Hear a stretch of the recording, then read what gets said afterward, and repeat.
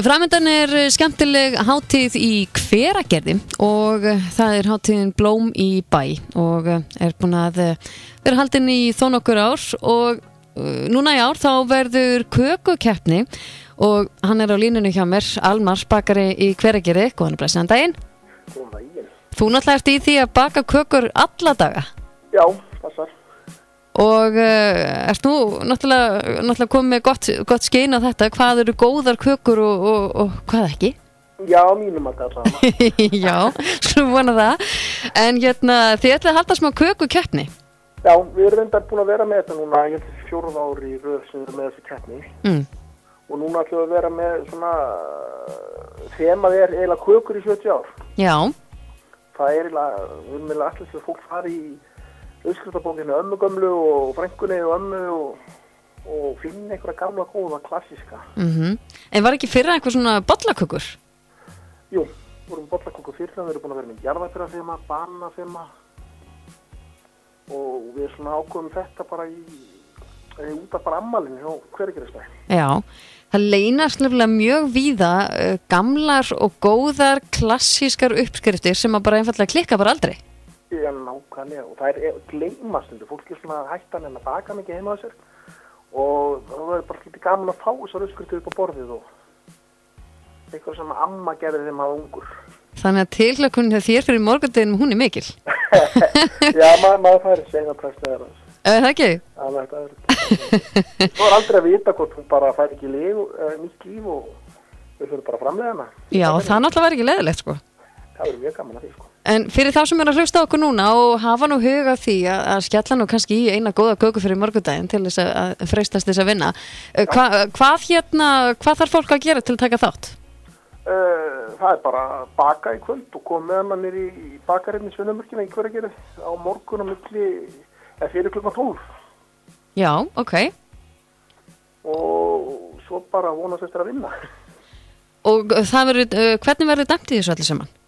Við ætlum að dæma svolítið bara eftir útliti, bragði, svolítið svona bara gleðin sem ég vil orða það. Já.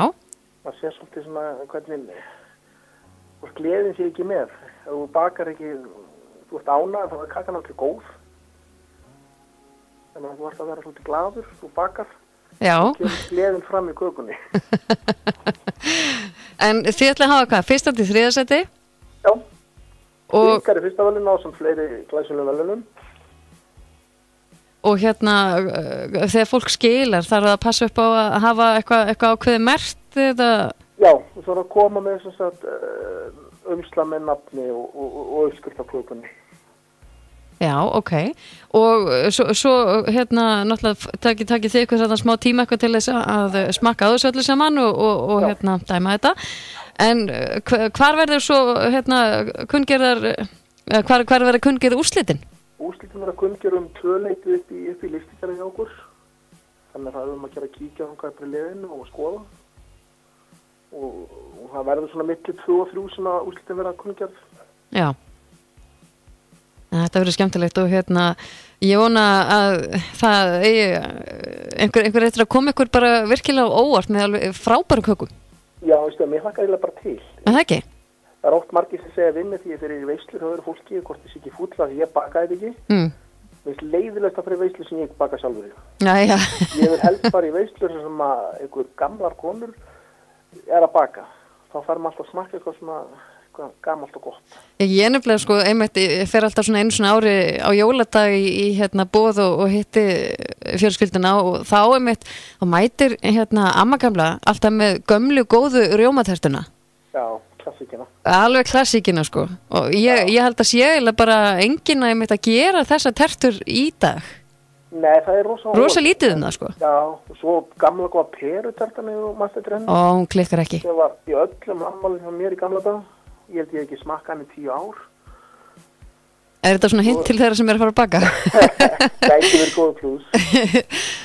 En það er svo margar bara frábæra klassíska kökur sem að að gera bara að finna og henda fram sko. Já. En Jórunn Lilja, við ætlum að vera í Hveragerði morgun og þú ætlar að kíkja til okkar og segja okkur hvernig þetta fór allt saman og við heimtum að fá smá smakk í leiðina held ég bara. Ég skal með þetta fyrir. Við sjáumst á morgun og ég hvet sem flesta til þess að skella sér í bakstyrun í kvöld. Já. Koma þér á óvart. Takk á föstudagskvöld, það ekki þetta að betra. Nei, nákvæmlega. Gaman að heyra í þér. Sömuleiðis. Allt er fína. Okay, já, bless.